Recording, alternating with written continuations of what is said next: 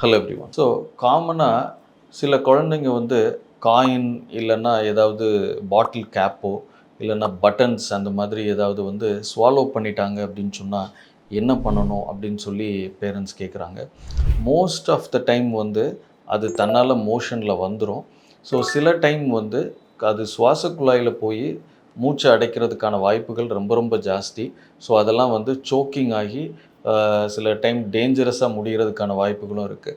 So அது இல்லாமல் குழந்தைங்க விழுங்கிட்டாங்க அப்படின்னு சொன்னால் மோஸ்ட் ஆஃப் த டைம் அது வயிறில் வந்து சில டைம் ஸ்டாக்னண்ட்டாக நிற்கிறதுக்கான வாய்ப்புகள் இருக்குது. அது இல்லாமல் சில டைம் வந்து ஒரு அப்பெண்டிக்ஸ் பக்கத்தில் ஒரு சில இடங்களில் வந்து இந்த காயின் வந்து மாட்டிக்கிறதுக்கான வாய்ப்புகள் இருக்குது. இந்த மாதிரி சிச்சுவேஷனில் வந்து நம்ம சில டைம் சர்ஜிக்கலாவோ இல்லை எண்டோஸ்கோப்பிக்காவோ அந்த காயினை ரிமூவ் பண்ண வேண்டிய தேவைகள் கூட வரலாம். அது இல்லாமல் மோஸ்ட் ஆஃப் த டைம் அதுவும் கொஞ்சம் ஏஜ் அதிகமாக இருக்கிற குழந்தைகளாக இருந்ததுன்னு சொன்னால் மோஷனில் தன்னால் பாஸ் ஆகிடும். ஸோ இது எங்கே இருக்குது அப்படிங்கிறத வந்து நம்ம ஐடென்டிஃபை பண்ணணும் அப்படின்னு சொன்னால் எக்ஸ்ரே மட்டும்தான் ஒரே பாசிபிலிட்டி. ஸோ காயினை விழுங்கிட்டாங்க அப்படின்னு டவுட் இருந்ததுன்னு சொன்னால் நீங்கள் பீடியாட்ரிஷனை கன்சல்ட் பண்ணிவிட்டு ஒரு எக்ஸ்ரே எடுத்து காயினோட பொசிஷனை வந்து ஐடென்டிஃபை பண்ணிவிட்டு அதுக்கேற்ற மாதிரி நீங்கள் வந்து ட்ரீட்மெண்ட் இனிஷியேட் பண்ணுறது சேஃபர். தேங்க்யூ.